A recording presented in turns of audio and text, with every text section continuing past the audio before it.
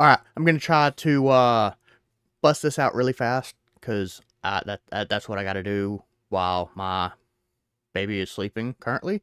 So, I've been getting into Digimon this year, starting back in January. I just had a wanted to get that feeling. I was feeling nostalgic for the original PS1 Digimon World. So I seen that it was 2016, I believe, they made a Digimon World Next Order. Bought that in January, played that for like 94 hours or something, trying to 100% it. First game I ever really wanted to 100%. And then I seen the stuff that is coming out for the Digimon Story Time Stranger. Never really looked into the Digimon Story stuff before. I have heard a lot about it being really close to just basically a visual novel type game. So I was like, okay, this game looked really cool. That doesn't look quite, like I've heard that these games are done like. So let me go back to the previous one, Cyber Sleuth, and I was able to find a key code for it for like $5 for the complete edition. So I've been playing Digimon Story Cyber Sleuth, and I'm about 22 hours in right now. I believe I'm at like the end of chapter 9, which I've heard that chapter 10 is where it actually starts getting good. So this is going to be basically my review based on the first 20 hours or so of gameplay. And I've been having quite a lot of fun with it. It's there's a lot of things I don't like about it, but if, it's a 10-year-old game, which I didn't realize initially, because like when you look at the complete edition on Steam, it says 2019, so I was like, oh, it's not that old. But come to find out, it was actually released in 2015. So I have to take that into consideration when I'm actually playing. It feels fairly slow. It doesn't feel like a game that they ever really wanted to bring over to the US or English speaking countries, with, at the very beginning being when you go to type your name in, the English characters don't show up. You just have to basically blind type and hope you typed it right when you enter your name, which that was kind of frustrating and made me kind of look at it a certain way from the very beginning. But it's slow, but I do like it. I do like the turn-based combat. That feels familiar to me. Getting used to the data, vaccine, virus thing plus element has been kind of it took me a little while to get used to that whole dynamic. But so 20 hours in, I just finished the part where you infiltrate the server at what what is the name of it? Kimishara, whatever, the big main corporation. I just finished the part where you infiltrate their server and find the diary, all the heavy encrypted data. So that's where I'm at. If you're someone that's played this game, and so you can kind of know what I've experienced so far in my first 20 hours of playing this game. Uh yeah, it was a really slow start, and the uh the way that like cutscenes and stuff, not necessarily the cutscenes, but the way that like the dialogue scenes are done, I don't like. Hopefully that's something that got worked out. I've heard that Hacker's Memory fixed a whole lot of the issues that people complained about in Cyber Sleuth. So if I haven't played Hacker's Memory yet. So if something that I'm talking about was fixed in Hacker's Memory, then I'll know that soon.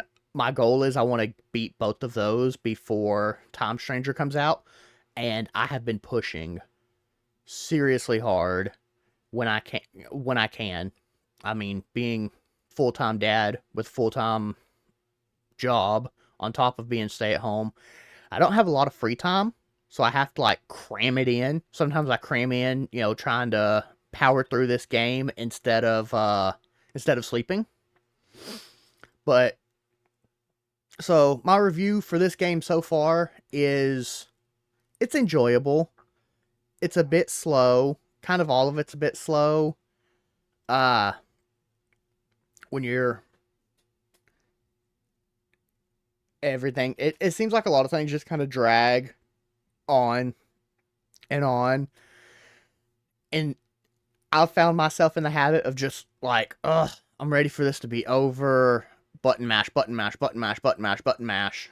Get through all of this dialogue because there's so much dialogue, and majority of dialogue is not voice acted, and even if it is, there's no English voice acting. So for us that are English speaking only, it's not voice acted basically at all, which is a pain, but I do understand their audience is over there in Japan. Digimon isn't that big in the States, so I understand. Tom Stranger, I believe, is supposed to have full English voice acting, which I'm excited for. Uh, but yeah, a lot of it is it's kind of slow. It makes you really want to button mash through all of the dialogues. It just seems to drag on and on and on. But then after you finish button mashing, it feels like an old school RPG, like, and not quite the good, not always the good way. Where I got tired of reading the dialogue, I button mashed through it because it was just taking forever.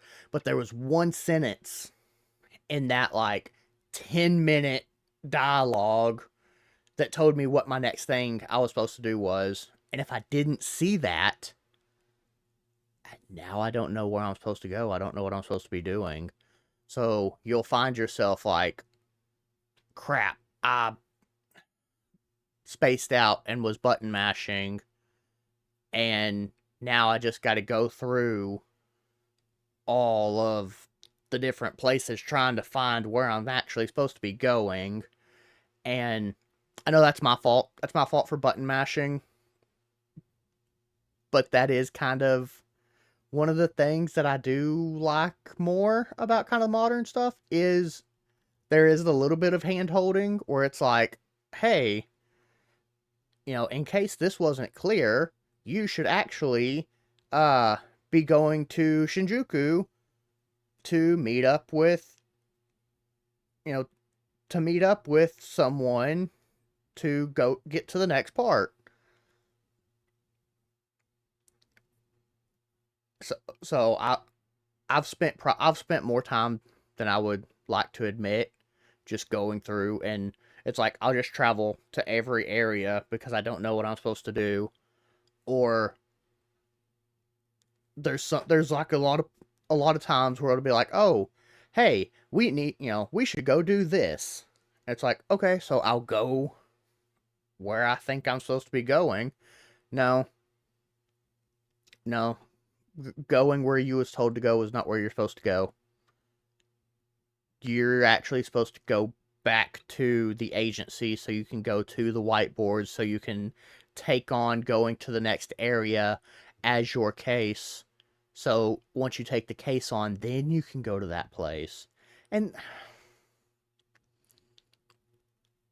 I kind of understand it because it makes sense, I guess, in like what they're trying to build, but it doesn't always work as a gameplay mechanic. It kind of feels eh, uh, but I don't know. I'm not exactly sure where I'm going with that. I just know that I can get kind of irritating at times. But so far, so far, so I started out with you'll if you're a Digimon fan, you'll have to excuse me because I don't really know my names. I'm basically a newcomer. I mean, I played the original game, when it come out in like 99, 2000, back in the PS1 era. That's when I played the original Digimon World, watched the shit out of the anime, and I used to have some of the trading cards, but then by probably about 03, 04, I was completely out of Digimon, and I literally just got back into it January of this year. So basically you could call me you could call me a complete newcomer to Digimon, because basically all I know is the original anime. Everything else is completely new to me, and I have no concept of anything. I've tried looking into Digimon a couple of times over the years, and it always felt like it was way too hard to access. It felt like it felt like I needed to do a lot of studying and a lot of homework, and needed to it Digimon needed to be this big commitment for you to actually get much out of it. And for the longest time it was just like, all right, if I have to try that hard, I'm just not going to do it. And that kept me away from Digimon for like 20 years. But now Cyber Sleuth is good enough, and from what I'm looking at, Time Stranger looks like it's going to be amazing, and it's going to be like the first it looks like it's going to be like the first truly accessible Digimon game. Like, this looks like it's going to bring in, which a lot of people are not going to want the casuals to come in, but if you're American, this franchise is stagnant over here. It is not growing. You have to bring in more casuals. You have to bring in casuals so they can become more than casuals in your franchise. You need the casuals that are going to help drive up merchandise sales, that's going to fund the more things.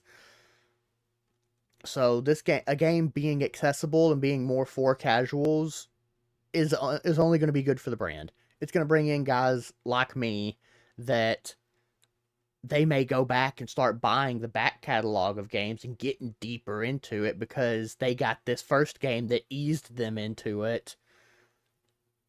So that's how I feel, and I'm really excited for Time Stranger. It looks like it's going to be great. It looks like they've done a vast amount of improvements compared to Cyber Sleuth. But sorry, I'm getting off topic. This is supposed to be a Cyber Sleuth 20-hour in review, not a my thoughts on Digimon video. I'm sorry. So you have to look at this game through the lens of it being 10 years old, and be really forgiving on a lot of those things, cuz a lot of it is really good. But then a lot of it feels like they really took shortcuts trying to just get it out. But that could have been budget constraints as well. I mean, very easily. So, 20 hours in, I'm most of the way through chapter 9, I believe. I'm having fun with it, even if it is kind of slow and has lulls at times. I've read that chapter 10 is where it actually starts picking up and it starts becoming like a really enticing story. So I'm excited about that. I'm doing everything I can to just try and play more and more and more and more of it. Uh, but yeah, I'm having a lot of fun, and I'm hoping I can become a long-time player of Digimon now, and I can be more of a Digimon fan than I've ever been. I started on easy. I started on easy because I didn't know how everything was going to go. About halfway through chapter 2, I switched over to hard, and I've been playing the game on hard mode. I have I've only wiped one time so far, and that was when you're in the shopping district, and one of the eaters attacks the humans and gets some human data and evolves into, I don't remember what it was called, but it was like a human form that was unraveling. My first time going against that was like the first time I wiped, and I actually went through and like uh I didn't de-digivolve my Wisemon, I went through the mirror dungeons and gathered data until I got a 200% scan data of a Clockmon, and then I just brought another Clockmon with me, and then it was, I think I only had like one or two Digimon faint from that, but Clockmon's a cheat code against those guys, man. I did not think he was going to be a cheat code that hard. Yeah, against that guy was the only WAP that I had, and then I just went back, trained me up a Clockmon to like level 18 or something, and then rolled through that, and then I was going pretty good, and yeah, that's how I've been doing. So I guess I'll make another video once I finish the game, or maybe I'll roll that into. I don't think I'll do roll it into Hacker's Memory, because Hacker's Memory I think is supposed to be like the same 40 to 50 hours or whatever of gameplay. So that's my thoughts so far on Digimon Cyber Sleuth. It's got me really excited for Time Strangers that's coming out in October. Hopefully I can get through both games before then. These games are long. I did not expect them to be that long. I figured they was going to be a lot more the length of like Digimon World Order, where I played through the main game in what, maybe 16, 20 hours, something like that. I don't remember. Next Digimon World, Next Order is a really short game if just running through the base story. But like, I'm not doing a whole lot of grinding in Cyber Sleuth, whatever else, and it's long, long, long, long. So hopefully it'll be like what I've read, and I'll hit 10, and maybe things will start clicking off, and the next 20 hours don't feel so long. But yeah, that's my thoughts so far. Let me know your thoughts down in the comments. Maybe pointers or whatever else. Help out a newcomer to Digimon, because I don't even really, maybe I just haven't got them brought up in my algorithm yet or whatever, but I don't even see very many like American Digimon YouTubers. So maybe that's a direction that I can steer my content into. And yeah, let's see how this goes. I'm ready to take on this adventure. So thank you everyone for watching, and I will see you on the next video.